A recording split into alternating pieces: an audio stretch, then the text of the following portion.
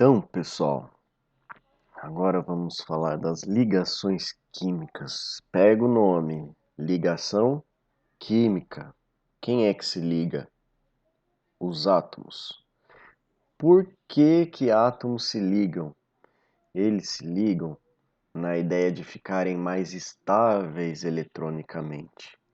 E isso acontece quando ele preenche a sua última camada com elétrons.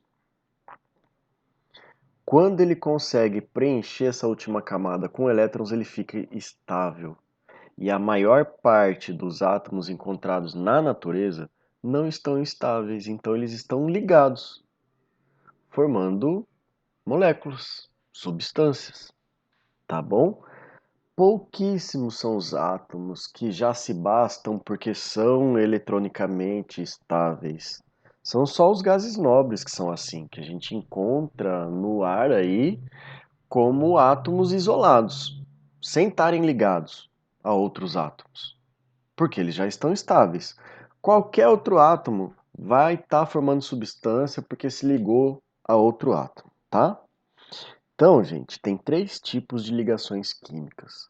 Agora não é o momento onde eu vou detalhar cada tipo para vocês, mas só para você entender, bem genericamente, que tipos a gente tem.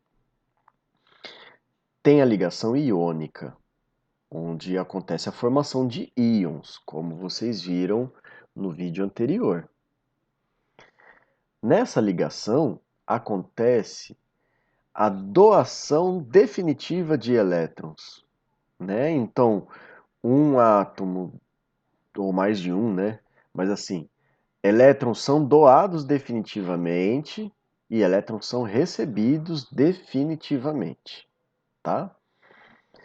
Quem doa é o cátion, quem recebe é o ânion. Aí formam-se íons na ligação iônica. Você também tem ligações em que acontece o compartilhamento de elétrons, certo? Se esse bota um para jogo no compartilhamento e aquele também bota um para jogo, é como se cada um tivesse recebido um, porque eles vão compartilhar ali o parzinho de elétrons. Essa é a ligação covalente.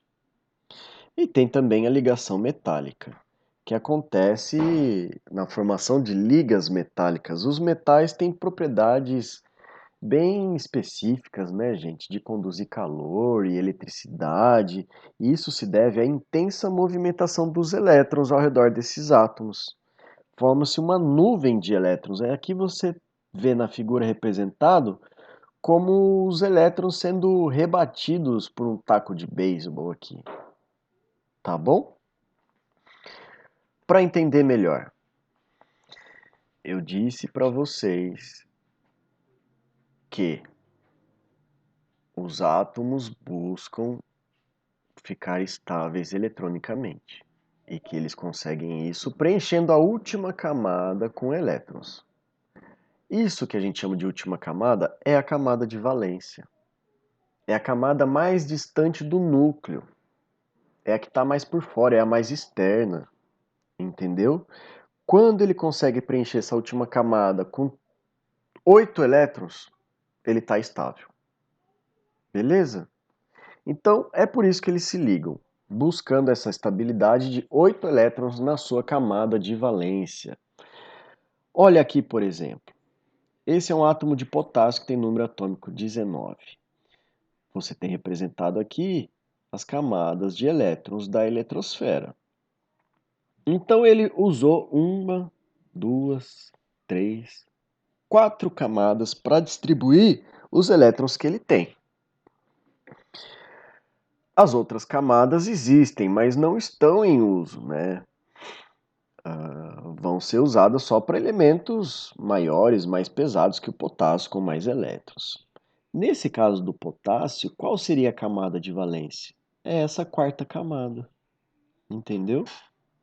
Só que para química, você pode falar até, é a quarta camada, mas a gente usa letras que vão de K em diante. Então a primeira camada é o K, a segunda é L, depois vem M, N, O, P, Q. Para o átomo conhecido até hoje com mais elétrons, 7 camadas são suficientes para realizar a distribuição desses elétrons. Caso sejam descobertos outros átomos com mais elétrons, possivelmente outras camadas vão ser descobertas também, tá bom? Então, gente, eles buscam completar com 8 elétrons a sua camada de valência, é por isso que eles se ligam naqueles 3 tipos de ligações lá que vocês viram. Ligação iônica, ligação covalente e ligação metálica. Quando a gente liga átomos através das ligações químicas, a gente não está mexendo com prótons. A gente sempre vai trabalhar com os elétrons da camada de valência, que é a última camada do átomo. Tá bom? Por exemplo, aqui, ó, ligação química acontece entre os elétrons da camada de valência de cada átomo envolvido na ligação química. Olha só, aqui você vê a molécula de O2, é o gás oxigênio, imprescindível para nós que respiramos. Aqui você tem um átomo de oxigênio, aqui você tem outro. Eles são idênticos, né? Vamos olhar a camada mais distante, que é a camada de valência? Quantos elétrons tem aqui? 1, 2, 3, 4, 5, 6. Poxa, para inteirar 8, faltam 2. Esse aqui, como é idêntico, também. Só que, se esse átomo compartilhar 2 elétrons e esse aqui compartilhar mais 2, é como se cada um tivesse recebido 2. Olha só, tá vendo aqui 2 parzinhos compartilhados? Aqui tem a ligação covalente acontecendo, porque é aquela em que acontece o compartilhamento de elétrons. Vamos ver com quantos elétrons o átomo da esquerda e o da direita de oxigênio ficaram. 1, 2, 3, 4, 5, 6, 7, 8. Opa, estabilizou eletronicamente. E esse aqui também. 4, 5, 6, 7, 8. Entendeu, pessoal? Esse é um exemplo de ligação covalente, com compartilhamento de elétrons da camada de valência. Como a gente representa uma ligação química? Você já viu essa fórmula química, H2O é super conhecida, é a fórmula da água. São 2 átomos de hidrogênio para cada átomo de oxigênio. Essa é a fórmula química, mas essa aqui também é. Desenhando os átomos envolvidos nessa molécula, H2O, você tem um H aqui, outro H aqui, e esse átomo maior que é o O. Olha só, para a camada de valência do O, ele tem 1, 2, 3, 4, 5, 6, 7. Ué, tem 8? Sim, tem 8 elétrons, ó. 1, 2, 3, 4, 5, 6, 7, 8. Porém, você viu no exercício anterior que cada oxigênio tem 6. É porque aqui, ó, quando ele se liga com o hidrogênio, ele compartilha um elétron. Quando ele se liga com o outro, o hidrogênio compartilha outro elétron. Então ele terá 8 na sua camada de valência. Por outro lado, gente, uma particularidade do hidrogênio. Ele é o átomo mais leve que existe. Ele tem só um próton. Ele tem só uma camada na eletrosfera, que é a camada K. Essa camada, diferente das outras, ela fica completa com 2 elétrons e não com 8. Então o hidrogênio com 2 elétrons já está completo. Qualquer outro elemento químico vai precisar de 8 na camada de valência, tá bom? Então aqui a gente tem diferentes maneiras de representar uma molécula com suas ligações químicas, tá bom? H2O, HOH, diferentes maneiras. Quando você vê um desenho assim, uma aula de química com a lousa toda rabiscada, cada tracinho desse é uma ligação covalente que o professor está representando. Existem também modelos tridimensionais para isso. Tá vendo? Na escola a gente poderia criar com bolinhas de isopor ou massinha e palito de churrasco. Olha só, quando a gente põe lá H2O, essa representação de fórmula é chamada de fórmula molecular, porque diz a proporção de átomos de cada elemento químico na formação da molécula, né? 2 de H e 1 de O. Quando não tem nenhum depois do símbolo químico, significa que tem um só, tá bom? Mas quando você mostra a ligação, aí é a fórmula estrutural. Normalmente aqui nessa fórmula estrutural você representa também os ângulos envolvidos na formação dessa estrutura, né? Pensando em tridimensionalidade. Aqui você vê que existe um ângulo, né? Nessa ligação química. E isso é mostrado na fórmula estrutural. A fórmula molecular não mostra isso. A estrutural é mais completa. Ela mostra também a proporção. São 2H e 1O. Depende do uso que você quer fazer da fórmula, né, gente?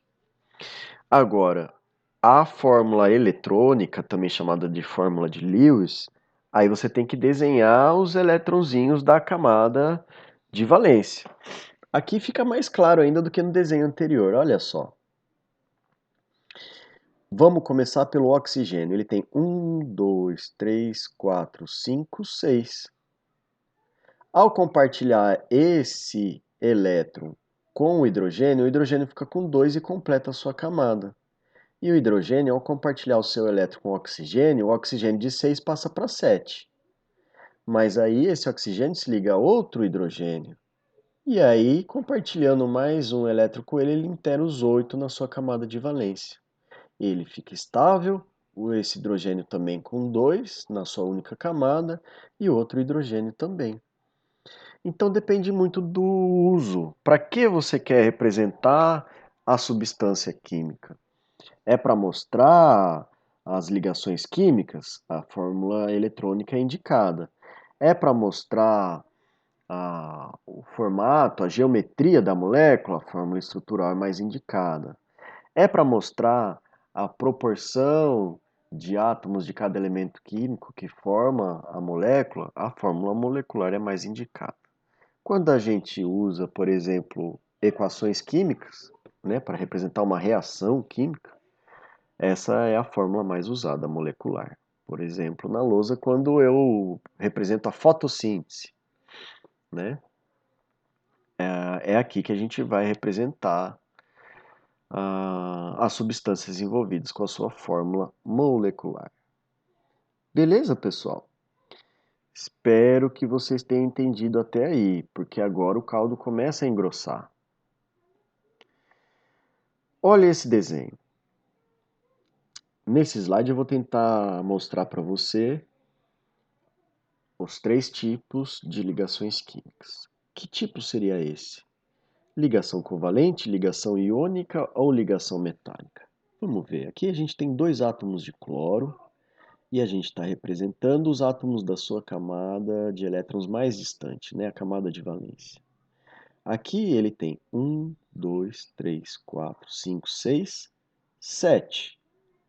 E ele está botando um elétronzinho para compartilhar com o outro, que também tem 7. Se esse tem 7, o outro tem 7, mas ambos compartilham cada um elétron, é como se os dois tivessem 8.